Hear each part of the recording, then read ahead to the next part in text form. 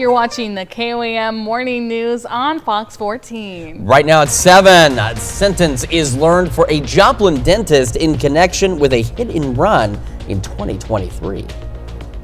Also, a business in Woodson County serves up an outreach program to the community. And showers, thunderstorms pushing through the area, some of them winding down, but don't let it fool you. More are on the way. Look at those thunderstorms. The 4 states' most watched news starts now. Good morning and welcome to the KOAM Morning News on Fox 14. I'm Samantha Walker. I'm Chris Warner, just after 7 o'clock on this Thursday, November the 20th. Happy Thursday, of course, a week away from Thanksgiving. We've got showers, we've got storms. Thankfully, nothing strong, nothing severe, nor are we expecting that. The threat for stronger storms is really kind of wound down this morning, a little earlier than expected, but that's certainly good. We'll talk more about those thunderstorms in just a moment, and some folks like to photograph the lightning and things like that. And if you've done that or something else, there's something really big coming up. Yes. Whether you're a weekend photographer or a seasoned professional, the Spiva Center for the Arts wants to see your work. Now, the Photo Spiva competition is now accepting submissions for its 50th year. KOAM's Mitch Adams shows us why this could be your chance to shine. It's incredible to see the submissions we get every year because it truly depends on the juror, what photos are chosen. So if you're brand new, this could be something extremely cool for you to try as well. Don't be scared, don't be nervous. The Spiva Center for the Arts is accepting submissions for their Photo Spiva competition. The competition will be celebrating its 50th year, spending a half a century giving photographers a chance to compete nationally. Overall, in the 2025 exhibition, 20 states were represented. So this call for entry is open nationally. All U.S. states and its territories can enter. So again, amateur, professional, we want to see your work in your style, traditional, digital. Yeah, we're super excited for our 50th year. The event is unique because the competition is not limited to professional photographers. Work done by amateur photographers is highly encouraged as well. Last year, more than 100 entries were selected to take part in the exhibition, which doubles as a chance for participants to connect with one another in person. We love seeing the photographers connect with each other too at our reception. It's just really important to give people an outlet because photography is really cool to see through somebody else's eyes. Reporting in Joplin, Missouri, Mitch Adams, KOAM News. Online submissions will be accepted until January 6, 2026, with the opening reception and awards taking place March 13. All right. And of course, Photo Spiva, a great thing. Spiva as a whole just offers a lot, but the Photo Spiva contest, big deal, and the 50th anniversary, a big deal as well. Now, if you are photographing thunderstorms, obviously be careful. The lightning's dangerous on its own. You don't want to get involved in that, but you've got an opportunity. We had some very photogenic flashes of lightning this morning from our camera 7th and range line. Things kind of winding down right now. In fact, we'll show you downtown Pittsburgh where it's cloudy, it's foggy. But that's really about the extent of it up there. We've had the showers, we've had the thunderstorms, which we'll show you in a moment. Our camera 7th and range line, of course, cloudy, starting to dry out a bit there. And the MODOT camera 32nd and range line, we were getting some very heavy rain earlier, but that's again exited the area. It has stopped for the time being. Still showers out there, but they're beginning to wind down a bit. We've got this storm with a bit more lightning down here. It's entering western Benton County, some heavier rain stretching back into central Delaware County, Newton County, McDonald, Barry, Lawrence County, some heavier rain out there. We've got scattered showers, one now just northwest of Pittsburgh, down around Nevada, Lamar, stretching off to the east. All of this activity pushing off to the east, and you can see the redevelopment that's taking place. Not super impressive right now, aside from that little storm that kind of got going here in Benton County. It was getting going just west of Siloam Springs, and it's now moving to the east. Not a lot, but if you look, you'll see the little green splotches where additional development's expected to take place. So we're not done with the storms. Don't let it fool you into thinking we're done. We're not yet. We do have that dense fog as well. Take a look around the Grand Lake area. Grove, just about half a mile of visibility. Every location on this map, with the exception now of Bentonville and really, I guess, Joplin, dense fog out there, at least some kind of reduced visibility. So slow down. Low beams, not your high beams. Fog lights, of course, if you've got them. And also be cautious. Wet roadways, your stopping distance is obviously not going to be as good as it usually would be on dry roads. So really do be careful. We do have a level 1 out of 5 risk for all hazards, barely just clipping our southern counties out there. This hasn't much changed from yesterday. It was just updated about 10 minutes ago and remained exactly the same as it was prior to 10 minutes ago. The stronger storms are expected to stay to our south, but we could get a couple that maybe try and make it into our far southern counties. We're not overly concerned about severe weather later today, but of course, with all things, Mother Nature does as she wishes, so we'll watch it for you, but not overly concerned about it at this point. Low mid-50s, our northwestern counties, down to the south, a bit warmer, low mid-60s in some cases. And again, scattered storms from now through about 1 o'clock, and you can see on Future Track they are pretty scattered out there, but as that warm front, the stronger storms down to our south, begin pushing into our area. Again, shouldn't be as strong when they get here, but you can see we get a much more widespread line of showers and storms that'll continue across the afternoon into the evening and overnight hours. So again, lightning really is just going to be our biggest concern. Scattered shower storms out there, temperatures don't move much, mid-60s, and south winds, non-thunderstorm winds, occasionally gusting upwards of 20 miles an hour. We'll have another look at these showers and storms, talk about how long they're going to last. Now the weekend's looking here in just a few more minutes. Samantha? Chris, thanks. A Joplin dentist will not have to serve jail time for trying to interfere in the investigation of a fatal hit-and-run crash. The suspect is John Joseph II. Investigators say Joseph's son, Rocco Joseph, was the driver in a crash that hit and killed a pedestrian, 60-year-old Gary LaTurner in Cherokee County, Kansas, in August of 2023. Prosecutors say the charges against the father are because he and his son later returned to the scene where they failed to report that crash and left again. In October, John Joseph II pled no contest for attempting to interfere with law enforcement in the crash. As part of a plea deal, prosecutors dropped a second charge of contributing to child misconduct. Yesterday, a judge sentenced him to 1 year probation. The case against the son is still ongoing.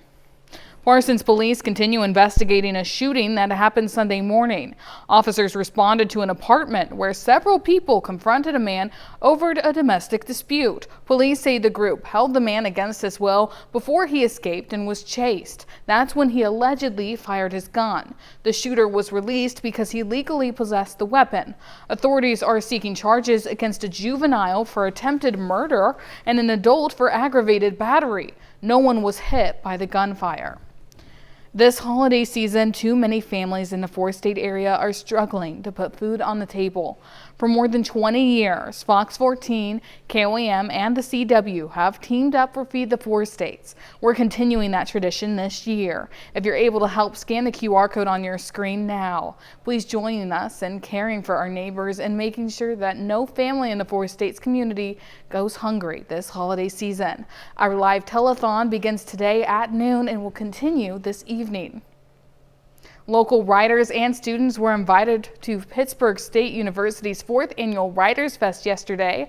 The PSU English Department hosted a day filled with hands-on writing workshops led by published authors. Nearly 130 students attended Writers Fest, which offered 3 session slots packed with a variety of workshops, including children's literature and creative classroom strategies. This Thanksgiving, one local business in Toronto, Kansas, is determined to make a difference. KOAM's Kenny Foreman introduces us to the Grumpy Bear. In food deserts such as the city of Toronto, Kansas, groceries or even a Thanksgiving meal aren't always easy to come by. That's why Melanie Collins, owner of the Grumpy Bear Trading Post, wants to help make sure that her community doesn't go hungry this Thanksgiving. There's no grocery stores for miles, and so we started the grocery side of it to make sure that Toronto had food and that, there's a lot of retired people out here who don't necessarily like to drive or have vehicles. Collins' vision for a well-fed Toronto hasn't wavered since the Grumpy Bear's grand opening last 4th of July. And now the place where people can go for affordable groceries will also open its doors for those looking for a Thanksgiving meal. It's a free will Thanksgiving dinner. So everybody's invited. You just come in, get your food, and donate if you'd like, or don't donate, whatever. It's just whatever you're comfortable with. the whole point is to just come and make sure you get to celebrate Thanksgiving.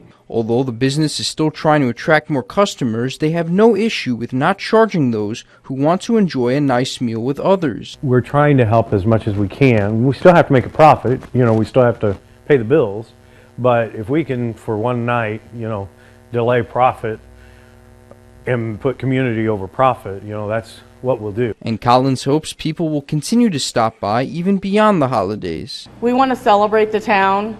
The town is kind of a sleepy little town. We want to get everybody excited about the fact that we're here and to let them know that we are here for them. If they do need something, we are a resource. From groceries to supplies to antiques, helping a town get the resources it needs. In Toronto, Kenny Foreman, KOAM News. The Thanksgiving dinner will be held from 5 p.m. to 8 p.m. In addition, there will be a Christmas window unveiling and shopping event on Black Friday at 6 p.m. And those are our top news stories this half hour. Coming up next, we have guests from Joplin Schools in the studio who are partnering with KOAM this year for our Feed the Four States campaign. Well, welcome back. I'm joined this morning with Tracy and Katie. They're with Soaring Heights Elementary School in Joplin. You guys we're so excited to have you guys this morning because we're here for the Feed the Four States campaign. Yes, it's the inaugural year this year. So we had talked with one of your staff members about doing something like this, and we usually do a canned food drive, but this year we're partnering with you guys, which we're pretty excited about. Yes, I know our Feed the Four States campaign has been going on for, almost 2 decades now, I think. So it's so excited to have you guys be a part of it. What made you guys want to join the Feed the Four States this year? Oh, it was easy. It was an easy choice. We already partnered with you guys as a Bright Futures partnership. And so we love you guys so much, and you guys are so good to us. So it was an easy choice for us to be able to partner with you. Amazing. So one thing that we do is we partner with KOAM for the Toy Blocks campaign every year. Yes. But just a small group of students get to participate. And one of the things that made us so excited about this program is that every Soaring Heights Eagle had an opportunity to participate and help bring up the community and partner with you. So it was really cool. Yeah.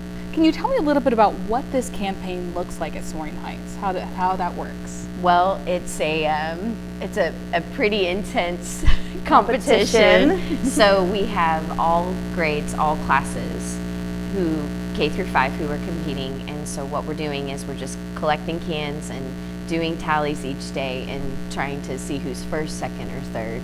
Currently I'm in 4th, and I'm a little sour about that amongst the 20 classrooms, but we're pretty excited to be able to do it. This is the best canned food drive we have ever had in our own history, so we're really honored that you guys would ask us to do that. So that kind of goes to my next question is, what's been the students' response to doing this, getting involved and trying to give back to the community like this? They're loving it. So we talk regularly about leadership at our building, and there's a lot of ways to be a leader, and our students know this, but one way that we teach them about being a leader is caring for others who are having a hard time caring for themselves. So a lot of the conversation is, what can you do as a student to help another family? And so they feel very empowered to lead in that way, and it's been very beautiful. For sure. So do you guys have any kind of numbers yet gathered of like how much has been collected? Oh, we have numbers. We have numbers. Fortunately or unfortunately, my teaching partner is in the lead with over 400 cans. Mr. Lovell's class, just amongst 24 students in his class, they have 400, and that's usually what we do cumulative as a building. So I don't know if I'm going to be able to catch it. Don't give up hope. We still have time, students and families. We still have time. Yes. Second place is 4th grade, Mrs. Eklund's class, and they are so close behind, just a few cans behind in the 400s as well. So if we can have all of our students rally together, or even the community, if you live on the east side of Joplin and you're near Soaring Heights, drop some canned goods or some non-perishables and put the name Tracy Horton. Mrs. Horton's class. Mrs. Horton's class. So she can preferably, win. so I can win. Not that I'm competitive. And there's a lot of ways to get involved with our Feed the Four States campaign. I know today we have our telethon as well going on. So even if you don't live near Joplin or don't live near one of our stations, and you can't go drop off at Soaring Heights with Ms. Horton's name on it, you can call in during our telethon during noon and our evening newscast tonight at 5 and 6 to make a donation there as well. But thank you guys so much for joining us this morning. Thank you for having us. We're so excited to have Soaring Heights be a part of this, and it's so exciting to see the kids get so involved as well. Yeah, thank you so much. Thank you. We appreciate the time. Yeah, thank you. We'll be right back. Welcome back to the KOAM Morning News, 7:19 now on this Thursday morning. Start with the fog tracker because with the exceptions of Joplin, Carthage, and Bentonville, everybody else reduced visibilities. Grove, Grand Lake area, good portion of Delaware, southern Ottawa counties, below half-mile visibility. Some dense fog out there. Iola, just over a mile and a half of visibility. So again, slow down. Low beams, not your high beams. Fog lights if you've got them. And of course, be extra cautious this morning simply because the roads are going to be wet. Your stopping distance isn't going to be as good either. So you need to be very careful out there this morning. Still have a few showers. This activity slowly winding down a bit, but new activity will not take long to get going. We've got some showers southeastern Vernon County, stretching back just to the west of Lamar and down the east of Pittsburgh. We got a little shower near Girard. Heading further south into the east, we've got some heavier rain still stretching from Greenfield, Mount Vernon, Monette, Purdy. Cassville, you're in a little opening here, but you will not be for long. We got heavier rain into Neosho, stretching back through portions of southern and eastern McDonald County. Some showers and thunderstorms. In fact, this little guy down here, that purple on it, just one lightning strike. It flared up pretty quickly. It's now east of Siloam Springs. Heavy rain if you're heading down into Benton County this morning. Right now for parts of I-49, it's rolling east. So if you're going to Bentonville, Bella Vista, Rogers this morning, keep that in mind. Jay, just to the east of Bull Hollow, around Colcord in southern Delaware County, some heavier rain as well. And again, stretching back into parts of Lawrence County. So if we take this and we actually just back it up a bit, you can see some of the new development that's attempting to get going. It's going to take a minute, but it will eventually pick back up again and continue to push off to the east. So if you're done with rain, if it's not raining where you are, which a lot of us is starting to stop, don't let it fool you into thinking it's done because it's not quite done yet. We've got new activity. We'll have new activity that will fill in and begin to push into the area. We have that level 1 out of 5 risk for all hazards. It's a 1 out of 5, so it's that low end, but it's there and only into our far southern counties, as you can see here, for that tornado risk, the hail, and the wind risk. And the update happened just before 7 a.m.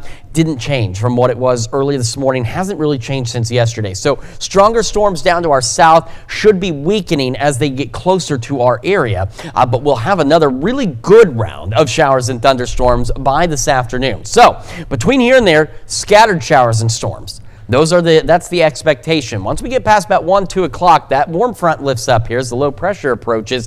Here's that line. Again, should be stronger to our south, should not be as strong by the time it gets here. Lightning is our biggest concern, really, is just the lightning. It's dangerous. It can be deadly on its own, and it's the timing. We had some storms this morning. We'll have them as kids are getting out of school or as you're heading home from work, so just keep that in mind. Showers, thunderstorms become much more widespread by this afternoon into the evening and overnight hours, and these will stick with us overnight tonight into early Friday. Then they'll start to become more scattered again, except this time they'll actually start coming to a close, and as we get closer to noon, showers, thunderstorms should begin to wind down and push out of the area, and then we'll start to clear out, and we'll actually be a little warmer tomorrow before a cold front comes in late in the day and brings our temperatures back down a bit. Scattered showers, thunderstorms, temperatures with the clouds and everything just not moving much.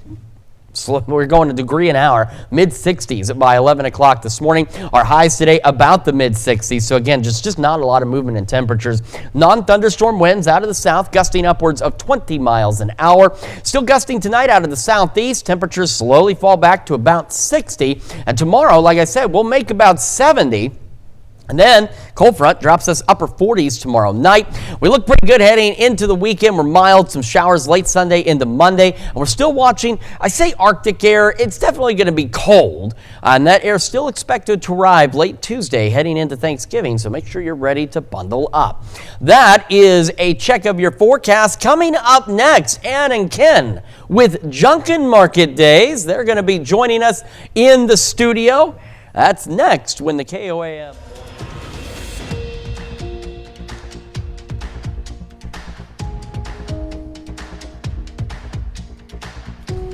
Welcome back. I'm joined this morning with Ann and Ken here to tell us a little bit about the upcoming Junkin Market Days. Good morning, guys. Thanks so much for joining us. Good morning. It's great to be here. So these market days, can you tell us a little bit about what are those? So it's kind of like it's a pop-up market, although it's planned, and we have lots of different kinds of vendors, everything from artists to like antique and vintage items, wreaths, floral arrangements, specialty foods, jewelry, just a wide variety of different kinds, people who love to make things, people who love to grow things. We'll have plants too. Just a large variety of different goods that people come and kind of showcase or peddle. Amazing. What made you guys want to hold an event like this? So I actually have a Junkin Market Days franchise. And I have this territory in the region. I've done Fayetteville, Northwest Arkansas, and Ken has been one of my vendors, and we've become really good friends. And he said, you really need to come to Joplin. And I'm from the Monette area, so I've been very familiar with Joplin. And I love Joplin. So this is our first event in Joplin, and we've had a fantastic response. Really been fantastic. Amazing. Love it. Amazing. So kind of what does this, you told us you're going to have a lot of vendors and a lot of different things offered. What does this kind of look like inside? So it's at the Emerald Event Centers, which is generally thought of as like a wedding venue. It's an absolutely beautiful site. There's about 40 acres, 3 different venues. We'll be at the Silver Spoon Barn. You'll walk in, you'll see food vendors all as you enter the facility or enter the region. There's going to be wood-fired pizza, barbecue, coffees, smash burgers, just all kinds of great food. And then you'll walk into the venue and see all kinds of different, crafters or items for sale. And then in the back, we're going to have another large tent with additional vendors all over the property. So then there's going to be live music. We've got singers from Pitt State and Missouri Southern who are going to be caroling throughout the day on Saturday. It's going to be just really festive and really exciting, I think. It's going to tantalize the senses in a lot of different ways. Food, shopping, music, and just great atmospheric too. So it sounds like a great way to kind of get into the holiday spirit. Absolutely. And maybe get some holiday shopping done as well. Perfect for holiday shopping. Absolutely. Amazing. So is there any cost, to attend or be yes, part of this? It's $5 to enter, but you can buy one, get one free. So go to either Eventbrite and look up Junkin Market Days Joplin, or go to the Junkin Market Days website and you'll see there's a QR code. Bring a friend and you each get in for $2.50. And it's very affordable and it's so worth it. Especially if you have all these additional things, if the carolers. Oh, absolutely. Like I said, and there's something for everybody in the family. Yeah, it's a fun way to We're kind of going spend to have face a painting weekend. for kids too, so there's going to be a lot of good things. Amazing. So, who else made this kind of possible for this year? Well, people like Ken, he's been one of my vendors who really gives me a lot of guidance. He goes to shows all over the place. So he's giving me guidance, giving me suggestions, and helping me even lay out the plan, for where we put our vendors.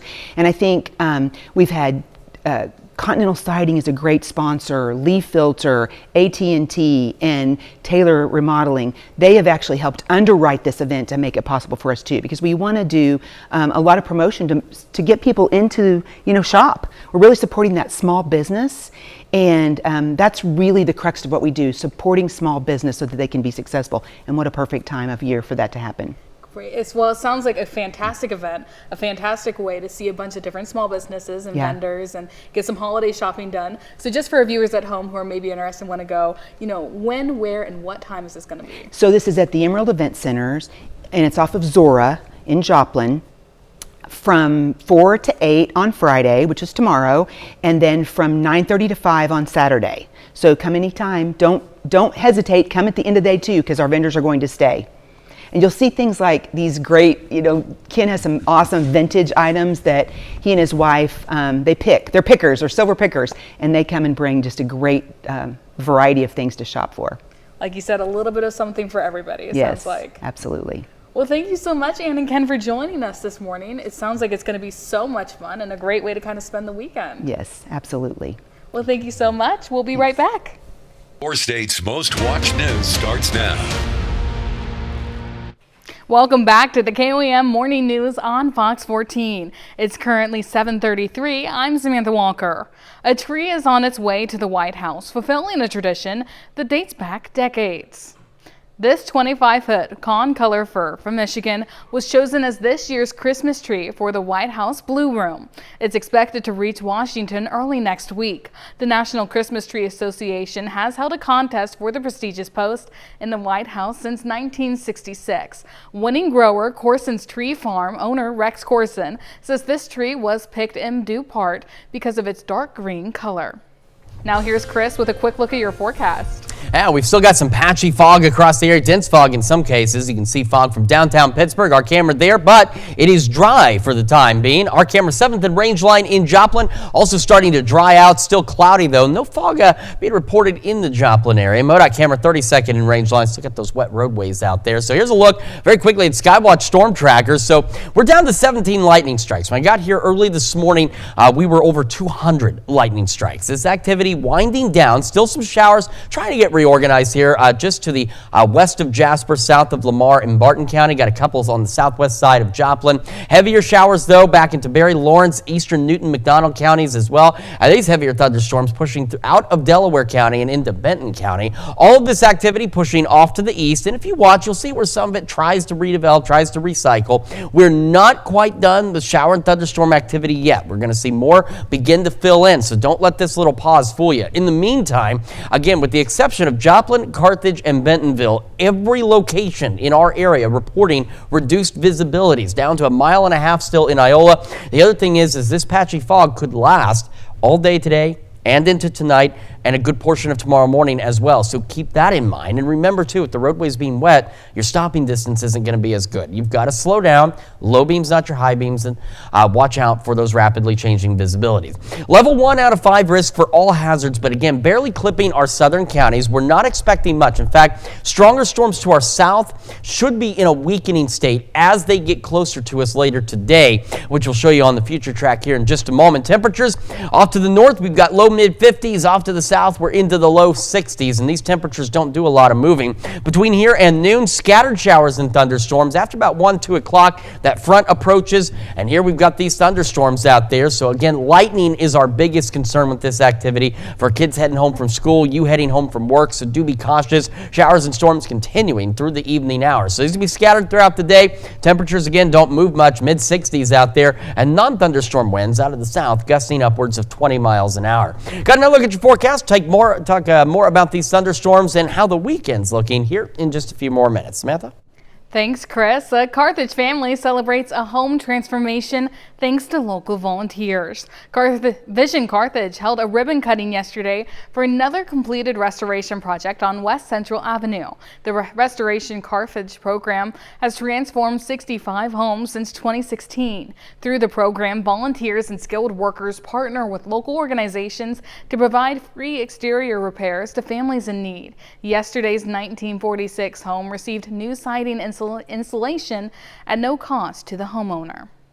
Well, coming up next, we learn more about this year's Pittsburgh Turkey Trot, where proceeds this year will support the Children's Advocacy Center. Well, welcome back. I'm joined this morning with Renato, here to talk to us a little bit about the upcoming Turkey Trot here in Pittsburgh. Well, thank you so much for joining us this morning. Yeah, of course. Thank you for having me. So can you tell us a little bit about, the Turkey Trot, what that is and what that kind of looks like? So for us, for Pittsburgh, this is the 4th annual race that we're hosting. It's a 5K, so 3.1 miles. The cool thing about this year is that we're hosting it on Broadway this year. So people will get to run north on Broadway to kind of start the race and come back around. So we're very excited about that. It looks like it's going to be so much fun. And the great thing about the Turkey Trot, especially Pittsburgh's, is that all the proceeds raised go to a great cause, it sounds like. Correct, yeah. So every year we do a rotating charity. The charity this year that we selected was the Children's Advocacy Center. So we're very excited for that. Last year we raised about a little over $12,000 for Big Brothers Big Sisters. Our goal this year is to raise $20,000, and obviously registration, people signing up helps towards that. Sponsors have helped towards that. The big thing that we have going on right now is our goal is over 1,000 participants. We are about 110 people away from that. So once we hit 1,000 participants, we have the Nancy Miller Foundation who's going to match $10,000 from us, and that way we can raise over $20,000 for the Children's Advocacy Center.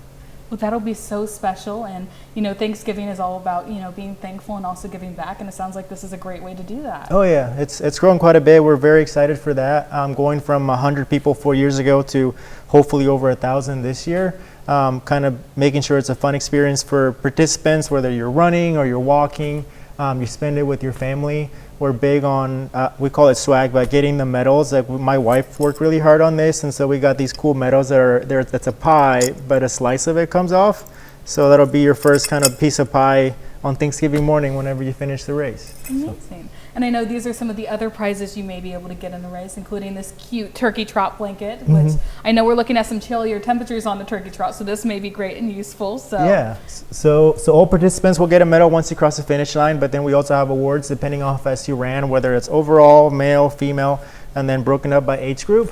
And so depending on where you end up on there, you will get a cool blanket like this that was made at home by MPIX. Same thing with these coffee mugs done by them, and then you also get an acrylic plaque that tells you where you finished in terms of like what age group and first through third. So it makes it really fun for people and also competitive for them. So amazing. So for the turkey trot this year, can you tell us when, where, and what time this will all be taking place? Yes, so the turkey trot is on Thanksgiving morning at 8 a.m. It'll be right on downtown Broadway, so pretty much in front of the Balkan or Harry's Cafe or the Colonial Fox. Everything's going to be started right there and finished right there, 8 o'clock sharp. So try to get there by 7:30 if you want to get a good parking spot. Packet pickup is going to be at the lower level of Memorial Auditorium. That's where you'll get your chip time bib, your shirt if you signed up early enough, or if there's shirts left over, and then a few kind of swag items from our sponsors in the area. And then you just show up on race day ready to run or walk. Perfect. And if people are seeing this at home and say, that's something I want to be a part of, hope you reach that 1,000 participant goal, where is there a website or a social media they should go to learn more? Yes. So if you go to runningcollectiveks.com, our registration link should be on there. Like I said, our goal is to hit 1,000 participants. It's a week from today.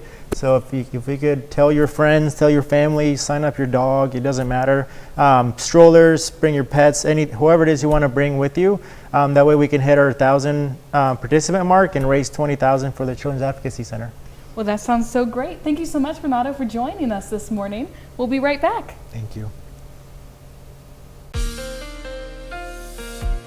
Welcome back to the KOAM Morning News. It is now 7:45 on this Thursday morning. We have fog across virtually the entire area with the exception of Joplin, Carthage, Bentonville. Everyone else, reduced visibilities. We're down just over a mile in Iola. So again, low beams, not your high beams, fog lights if you've got them, and also slow down even more so. The roads are going to be wet in a lot of locations, which means your stopping distance is going to be longer. So you need to be extra cautious out there this morning.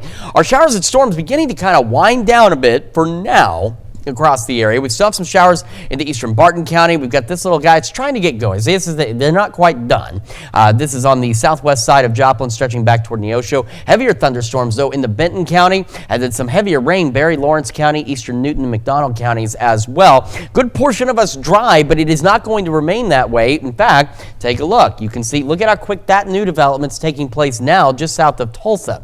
We will get new development. We will get more development as this system gets closer to us, and we will have more thunderstorm chances. That level 1 out of 5 risk, again, it's for all hazards, but it is just clipping our far southern counties. The expectation is some stronger storms with a warm front down to our south, but as they get closer to us, they'll be in a weakening state, so they shouldn't be strong by the time they get here. Of course, Mother Nature, she likes to throw curveballs. We'll keep an eye on it, but the expectation is just some thunderstorms. So our biggest concern right now is going to be the lightning. So heading into the afternoon, again, scattered showers and storms initially, and then as that front lifts closer, we'll get more showers and storms building in across the area. They'll become more widespread, and as I mentioned, lightning's going to be the biggest concern with any of this activity. It will continue overnight into early Friday, and then eventually, as we get toward noon, 1 o'clock, shower storms should begin to wind down, move out of the area, will warm up, and then a cold front will push through and bring our temperatures back down a bit by Friday night. So some scattered showers, few thunderstorms here and there. Temperatures don't move much. Low 60s to the mid 60s, kind of a degree an hour on that increase. At mid 60s, about where we're going to top out. So you see, again, temperatures do not move too terribly much. Non-thunderstorm winds out of the south, gusting upwards of 20. Scattered showers, few thunderstorms again through the evening and overnight. Still breezy tonight as well. Southeast winds gusting to 20. And again, not much movement on the temperatures, eventually down to about 60 for our lows. We'll make 70 once we start to clear out by tomorrow afternoon. Then that cold front pushes through back into the upper 40s as we head into Friday evening. Saturday, Sunday, we're mild. We're cooler than Friday, but still mild. Some showers late Sunday into Monday, and we still have that Arctic area. I keep calling it Arctic area. It's going to get cold. I mean, don't get me wrong. Compared to where we've been, it's going to get cold. Still looking to arrive by late Tuesday. That's why our highs are 62. We drop into the upper 30s by Tuesday night. Low 50s Wednesday. Thanksgiving, we're still looking about the 40s, but then back down into the 20s by Thanksgiving night. So make sure you're bundled up, make sure you got a way to stay warm, because it's going to be pretty darn cold again next Friday. So what we saw around the beginning of last week looks to kind of return as we head toward the end of next week. So it's definitely starting to feel a bit more seasonable, but certainly a big drop as we head into the upcoming week, holiday week. Again, we'll continue to track thunderstorms this morning, and remember, just with the lightning, it's still dangerous, still deadly. Just be cautious out there as you're heading out for this Thursday morning and afternoon. That is a check of your forecast. We're back with more of the KOM Morning News right after this. Michelle Pfeiffer and Dennis Leary bring festive family fun streaming on Prime Video December 3rd with Oh What Fun. We have an early preview for you with the cast with Fox's Ashley Dvorkin. Dinner's ready! Michelle Pfeiffer and Dennis Leary lead Oh What Fun. The Christmas comedy is about a mom going all out for her family during the holidays. While her family gets so caught up in their own drama, they forget about mom, and it sends her on her own festive adventure. Mom's closed up shop. Pfeiffer had fun kicking up the comedy in this one. I never think I'm very funny. I get a little daunted by comedy. I remember saying to Michael Showalter, "You better make me funny." So that was our running joke throughout filming. I did some ridiculous things in this, some of which actually didn't end up in the film. I wish it had. I wish all of that silliness had ended up in the film, but it would have been 4 hours long. The cast shared thoughts on how to show more appreciation for the family during the holidays. We can get caught up in the intensity or excitement of the holidays, and it's always good to remember to be thankful for having the people that you love around you. Just spending quality time, if you can, or even just picking up the phone. Have more gratitude. I do have this sense that people are feeling that this holidays. I think that, we've been through some tough things over the last few years, and I think the sense of gratitude and the meaning of family and the appreciation for each other. Leary loves another takeaway from the film. I think the movie response that we've been seeing from people, including my own wife who saw it, is, hey, it's about time that somebody stood up and did a movie, a Christmas movie about the moms. I can't decide if she's an icon or a train wreck. Icon. Oh What Fun streams on Prime Video December 3rd. In Hollywood, Ashley Dvorkin, Fox News. It certainly does look like a lot of fun, and it's good to see one that focuses on the moms. It just should be a good one, I think. And nothing makes you more insane, it feels like, than the holiday season. Oh, tell me about it. It's always a nice break once. They're great to get everyone together, but at the same time, it's also a nice relief once they start to wind down again. You can prepare for next year. And if you're heading out for any of that festive stuff, you got to go do some shopping, got to get ready for Thanksgiving. You need to be ready for this dense fog across the area, with the exception, again, of Joplin, Carthage, Bentonville. Everybody else in our area reporting reduced visibilities. Iola down just over a mile, so do slow down. Low beams, not your high beams. Fog lights if you've got them. And be extra cautious. The roads are going to be wet. Your stopping distance isn't going to be as good as it usually is. Showers, few rumbles of thunder continuing to push out of the area. Again, for now, new development, though, already taking place off to our south and west, and it will continue to fill in, and we'll eventually get more shower and thunderstorm activity out there. Again, a quick reminder that level 1 out of 5 risk for all hazards. Just getting into our far southern counties. Really, any storms we get later should be in a decaying state as this warm front lifts north, but we will have more widespread shower and thunderstorm chances as we head into the afternoon, evening, and overnight hours, continuing through about noon, 1 o'clock tomorrow. Another look at your forecast and the Wake Up Recap right after this. This is your Wake Up Recap for November 20th, your top stories to start your day. A Joplin dentist avoids jail time after trying to interfere in a fatal hit-and-run investigation. John Joseph II was sentenced to 1 year probation for interfering with law enforcement after his son, Rocco Joseph, struck and killed 60-year-old Gary LaTurner in Cherokee County in August 2023. Prosecutors say the father and son returned to the scene but failed to report the crash, then left again. A second charge was dropped as part of a plea deal after Joseph pled no contest in October. The case against Rocco Joseph remains ongoing. That's a check of today's Wake Up Recap. And we've got showers, thunderstorms wrapping up at least briefly this morning. More on the way as we head into the afternoon hours. No severe weather expected at this point, which is some good news. We'll be into the mid-60s, south winds gusting to 20. We'll have showers, thunderstorms continue through the evening and overnight, and southeast winds gusting to 20, with those lows dropping back to about 60.